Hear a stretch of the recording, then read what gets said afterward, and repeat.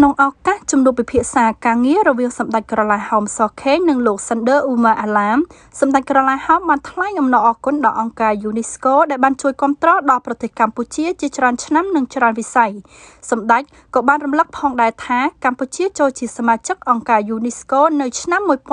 1951ដែលជាឆ្នាំបង្កើតអង្គការប៉ុន្តែកិច្ចសហការជាមួយគ្នាក៏ធ្លាប់មានការអាក់ខានមួយរយៈដោយសារស្ថានភាពសង្គ្រាមផ្ទៃក្នុងរបស់កម្ពុជាលោកសិនដឺអ៊ូម៉ាអាឡាមតំណាងអង្គការ UNESCO បានថ្លែងអំណរអគុណសម្ដេចក្រឡាហោមដែលបានអនុញ្ញាតឲ្យរូបលោកនិងសហការីចូលជួបសម្ដែងការគួរសមលោកក៏បានឆ្លៀតឱកាសសរសើររដ្ឋាភិបាលកម្ពុជាលើការងារបង្ការទប់ស្កាត់ជំងឺ COVID-19 រួមទាំងការចាក់វ៉ាក់សាំងជូនប្រជាជនហើយដែលក្នុងនោះរូបលោកផ្ទាល់ក៏ទទួលបានការចាក់វ៉ាក់សាំងដូសទី5ផងដែរលោកក៏រីករាយដែលសង្កេតឃើញយុទ្ធនាការសុខាភិបាលមួយនេះប្រព្រឹត្តទៅដោយស្មារតីនិងគ្មានការរើសអើងលោកបានរំលឹកថាចាប់តាំងពីបើកការិយាល័យឡើងវិញនៅកម្ពុជាឆ្នាំ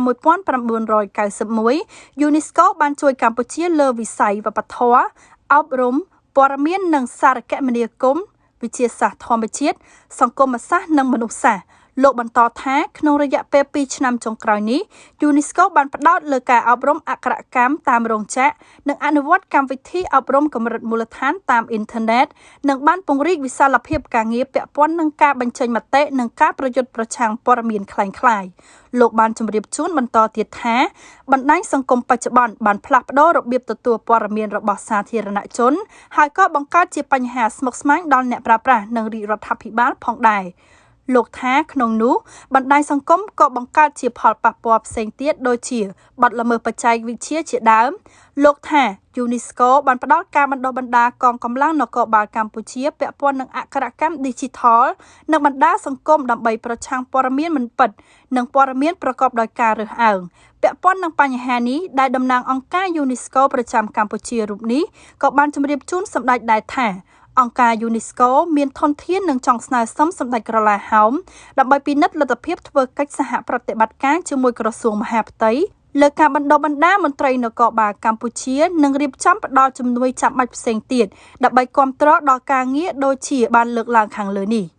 សម្ដេចក្រឡាហោមសខេងបានមានប្រសាសន៍លើកឡើងបន្តទៀតថាប្រទេសកម្ពុជានិងបណ្ដាប្រទេសនានាសុទ្ធតែជួបប្រទះនឹងបញ្ហាវិស័យ Digital ហើយសម្ដេចបន្តថាជាគោលការណ៍របស់រដ្ឋាភិបាលបានលើកទឹកចិត្តឲ្យប្រជាពលរដ្ឋបញ្ចេញមតិប៉ុន្តែទន្ទឹមនឹងគ្នានេះរដ្ឋាភិបាលក៏ត្រូវទប់ស្កាត់រាល់មតិទាំងឡាយណាដែលនាំឲ្យប៉ះពាល់ដល់ផលប្រយោជន៍សង្គមផងដែរសម្ដេចក្រឡាហោមសខេងមានប្រសាសន៍លើកឡើងបន្តទៀតថាបណ្ដាញសង្គមក៏បានបង្កើតឱកាសឲ្យជនខិលខូចបង្កើតជាបទល្មើសផ្សេងៗដូចជា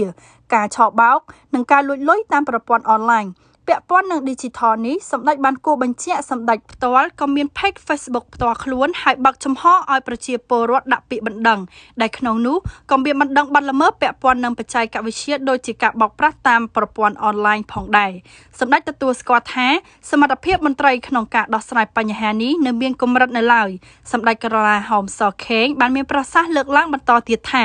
សប្តាហ៍ថ្ងៃរដ្ឋាភិបាលកំពុងរៀបចំសេចក្តីព្រាងច្បាប់បទល្មើសលើបច្ចេកវិទ្យានិងកំពុងស្ថិតក្នុងការពិភាក្សាជាមួយភាគីពាក់ព័ន្ធ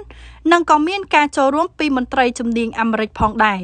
ហើយចំពោះសេចក្តីព្រាងនេះនៅមិនទាន់មានលក្ខណៈពេញលេញនៅឡើយទេហើយទាមទារឲ្យមានការសិក្សាបន្ថែមហើយសម្ដេចបានថ្លែងអំណរគុណ UNESCO សម្រាប់គំនិតផ្ដួចផ្ដើមបង្កើតកិច្ចសហប្រតិបត្តិការក្នុងការបណ្ដុះបណ្ដាលជំនាញពាក់ព័ន្ធនឹង Digital និងបណ្ដាញសង្គមនេះដល់មន្ត្រីកម្ពុជា